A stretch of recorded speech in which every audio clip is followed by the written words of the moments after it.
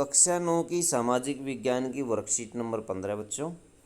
भारत का भौतिक स्वरूप अध्याय 2 चला हुआ, भारत का भौतिक स्वरूप।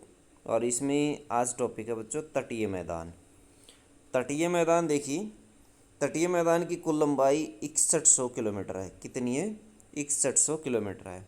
यह मैदान प्रायद्वीपीय पठार और सागरीय क्षेत्रों के बीच स्थित है। विशेषताओं के आधार पर इसे पश्चिमी और पूर्वी तटीय मैदान में विभाजित किया गया है। पूर्वी तटीय मैदान, पश्चिमी तटीय मैदान। पूर्वी तटीय मैदान देखिए, पूर्वी तटीय मैदान पूर्वी घाट बंगाल की खाड़ी के बीच स्थित है। कहाँ स्थित है? पूर्वी घाट और बंगाल की खाड़ी के बीच। जबकि पश्चिमी तटीय मैदान पश्चिमी घाट और अरब सागर के बीच में स्थित है। इसके दो भाग हैं, उत्तरी सरकार, जबकि दक्षिणी भाग को कोरोमंडल तट कहते हैं। उत्तरी भाग को उत्तरी सरकार कहते हैं, जबकि दक्षिणी भाग को कोरोमंडल तट कहते हैं। इसके तीन भाग है, कोंकण, उत्तर में कोंकण, मध्य में कन्नड़, दक्षिण में मालाबार तट। इसके तीन भाग हैं। यह अपेक्षाकृत अधिक चौड़ा है। इसकी लंबाई लगभग 80 किलोमीटर से 100 किलोमीटर है। यह अपेक्षाकृत कम चौड़ा है, जिसकी चौड़ाई केवल 10 से 15 किलोमीटर ही है।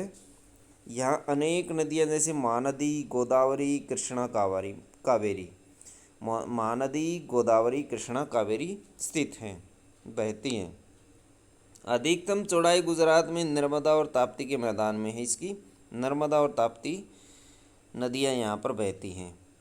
यहाँ नदियाँ डेल्टा बनाती हैं। और जबकि गोवा और कर्नाटक के तटीय मैदान कम चौड़े हैं इसमें।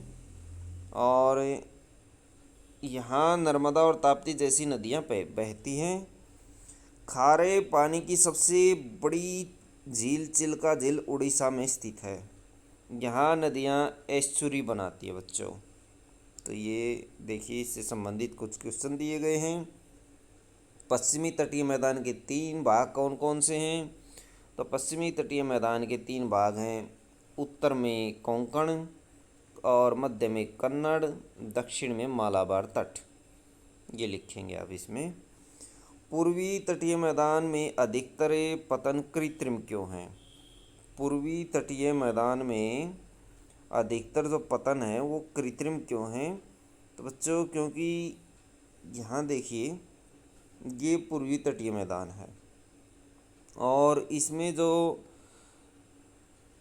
इन्होंने पूछा पतन कृत्रिम क्यों बनाए गए? कृत्रिम इसलिए हैं क्योंकि बच्चों ये मानव द्वारा तैयार किए गए हैं।